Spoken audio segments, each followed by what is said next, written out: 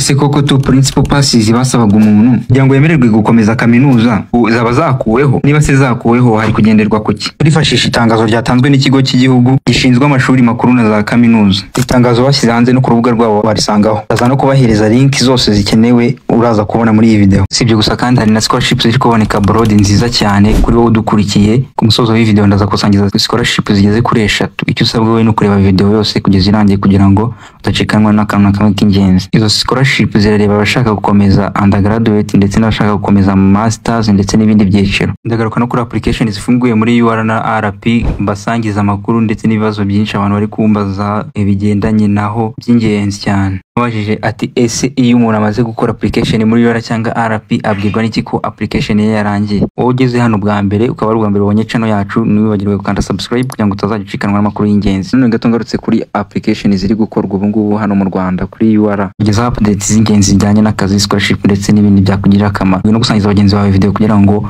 mwese mumenye updates z'ingenzi kandi zibafashe gusobanukirwa buri kimwe kugira ngo hirindwe kuba mwacikanwa n'amahirwe namwe. Kazi ku muyoboro mugari wa Eli Scholars muri kumwe na Elize nk'ibisanzwe. Uyu munsi ngiye kubasangiza updating ko zagiye zitangazwa n'urwego rukuru rw'igihugu rushinzwe amashuri makuru na za kaminuza. Nibaze kuba waba warasoje amashuri ya 6 yisumbuye, warasoje senior 6 ugahabwa n'impamyabushobozi ariyo diplome AD, ariko ntube wemerewe gukomeza kaminuza. Ese byabaga byagenze gute? Nibyo ushobora kwibaza, nibyo ngiye kubanza ngusobanurireho kugira ngo nkubwire impinduka ndetse na update zatanzwe n'urwo rwego rw'igihugu ku bintu bijyanye na two principal passes. Ubundi abanyeshuri mu myaka yashize iyo watsindaga kugira ngo bemere ko babaga watsinze neza baguhaga kaminuza ari uko bagendeye kuba ufite two principal passes, ariko waba ufite diplome udafite izo two principal passes ntiwemererwe kuba wakomeza amashuri makuru. Two principal passes uburyo zabarwagamo, urugero niba wabaga warize MCB cyangwa se PCM, no kuvuga ngo wagombaga kuba nibura muri ayo masomo 3 ufitemo amasomo 2 watsinze neza, nibura amanota ufitemo nibura C 2 ariyo manota makeya, cyangwa se ufitemo C na D ariyo manota makeya. Hanyuma iyo wabaga ufitemo C ariko andi masomo 2 ufitemo E, ubwo ndi kuvuga iyo wabaga ufite amanota diplome yawe imeze gutyo, ayo manota yakubuzaga kuba wakomeza kaminuza, waba wishyurira muri private cyangwa indi kaminuza ya leta na kaminuza yindi wabaga wemerewe, na indi kaminuza wabaga wemerewe kwigamo, even niyo waba ufite ubushobozi bwo kwishyurira amafaranga y'ishuri. Hanyuma ku kintu kijyanye n'abantu bibazaga ati ese two principal passes bimeze bite?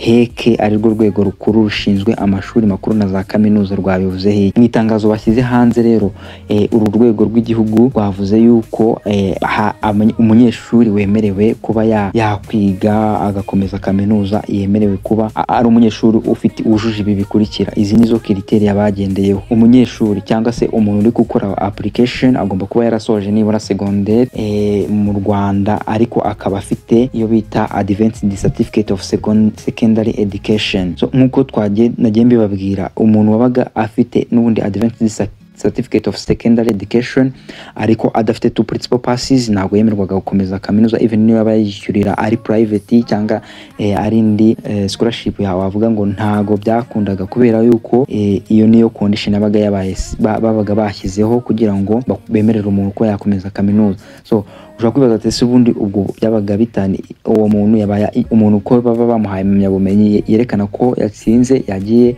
ahabwa n'amahirwe yo gukomeza kaminuza. So muri iri tangazo bakomeje bavuga ko indi criteria ya kabiri, umuntu ugomba kuba yarasoje secondaire ariko akaba yarayisoreje hanze y'u Rwanda agomba gutanga iyo bita equivalent qualification, agomba gutanga amanota ye muri HEC, hanyuma bakamuhereza icyo bita certificate ya equivalence. Ibyo ngibyo ushaka kwibaza uburyo bikorwamo, ndaza kugenda mbahereza link muri video description. Hanyuma izi criteria zavuzwe na HEC ko arizo zizagendererwaho, zikaba zizatangira gushyirwa mu bikorwa guhera September 2025 for academic year 2025-2026. ni ukuvuga ngo bizatangizwa guhera mu kwezi kwa 9 aho amashuri makuru ya leta ya kaminuza azaba atangije ingengabihe yo kwiga nk'uko abantu bari gukora application muri aya mezi. Icyo nicyo gihe cyanya cyo kizewe muzatangiriraho amasomo. So ari n'amakuru ndagenda basangiza nabiyo bibasezeranyije ntucikanwe n'akantu na kamwe. So hanyuma abantu basoje secondaire bakaba bafite certificate zabonetse mbere y'umwaka wa 2024 bakaba bari bafite izo entry izo two principal passes bemerewe kuba bakora application uhereye ubu ngubu kugeza mu myaka 2 iri imbere kuva iri tangazo ritanzwe. So ibindi bibazo ushobora kuba wibaza ibindi bibazo bitandukanye cyangwa kumva udasobanukiwe neza n'iri tangazo uko heke yagiye iritangaza, udasobanukiwe n'ubusobanuro tumaze kubahereza cyangwa se icyo itangazo rivuga, ushobora kubahamagara cyangwa se ukabandikira ukoresheje uburyo ngiye kubasobanura ndetse ngiye no kubereka. Ahangaha wizere ko uhabwa ibisubizo ndetse n'ubusobanuro burushijeho kuba bwiza. So izi nizo mpinduka rero zaba zarabaye mu bijyanye no kwiga muri kaminuza. Iri ni ryo tangazo heke yamaze gushyira hanze. Abantu basoje imbere ya 2024 bemerewe kuba bakora application ariko bagendeye kuri condition zabaye set na heke nkuko yagiye ibitangaza. Hanyuma ku muntu ushaka kubaza ibindi biruseho ashobora kubaza kuri heke akoresheje email yabo nkuko muri kwibona hano info@heke.gov.rw cyangwa agahamagara nimero yaba telefone ariyo 076368 0786 223 Icyiza nuko kugira ngo mu rwego kugira ngo ube wahabwa igisubizo cyihuse wazajya ukoresha izi nimero zabo cyangwa se iyi email yabo mu masaha y'akazi nkuko muyazi ndetse no mu minsi yo gukora atari muri havuyemo ama weekend. Ku bantu basoje uyu mwaka bo barabizi ko umuntu nibura ufite guhera ku manota 50% akaba yarahawe impamyabumenyi cyangwa se diplome ye yemerewe kuba yakomeza muri kaminuza. Nkuko nabasezeranyije rero ko ku musozo wa video ndabahereza ama scholarship available nkababwira benefits ndetse n'ibisabwa kugira ngo ube wakora mu application ndetse n'andi makuru y'ingenzi uzikeneyeho. Hano hari scholarship ya mbere mgiye kubagezaho ireba abantu bashaka kwiga muri China. Ikaba ari application yizewe cyane. Itangazo ryatanzwe n'urwego rukuru rushinzwe amashuri makuru na za kaminuza ari rwo heke ku bantu bashaka kwiga bachelor program in international business at Alibaba Business School Ihangizunoma University muri China. So abantu bashaka kwiga muri China ushobora kwibaza tese muri China kugira ngo nigeyo muri Alibaba School Business School ndasabwa iki? Hano hari ibintu bagiye bagenderaho.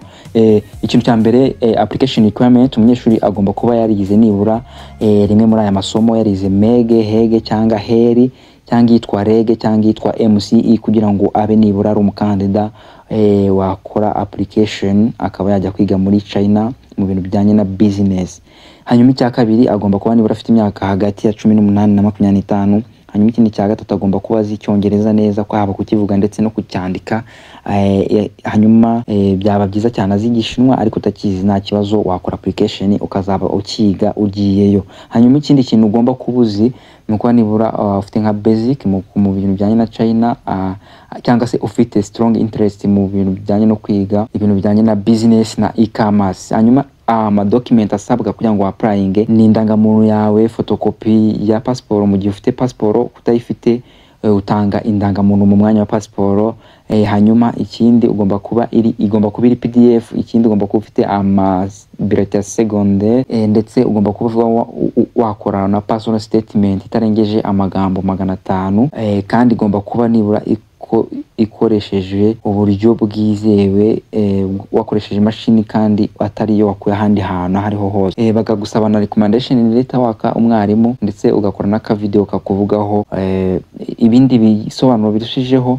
Ku bantu bashaka gukora iyi application mushobora no kutwandikira kuri nimero zacu arizo 0722178687 ukaba wahabwa assistance muri application. So ubwo ngubwo hari n'indi scholarship ireba abantu bashaka kwiga masters muri China ndetse na PhD n'ibyiciro bikurikira bitandukanye. Nanone heke yabatangaje ko abantu bashaka kwiga masters na PhD programs muri programs zigiye zitandukanye nabwo hasabwa kuba bakwandikira ibaruwa heke urwego rukuru rushinzwe amashuri makuru na za kaminuza, hanyuma akaba bafite indangamuntu cyangwa pasiporo, bafite CV n'ifoto ndetse n'ama notified certificate na transcripts n'ama recommendation letter nk'uko muri kubibona hano. Izi zose ni criteria bari kugenderaho. Ikindi hano hari ama programs ndetse n'ama universities atandukanye arimo aratangwamo izo scholarships.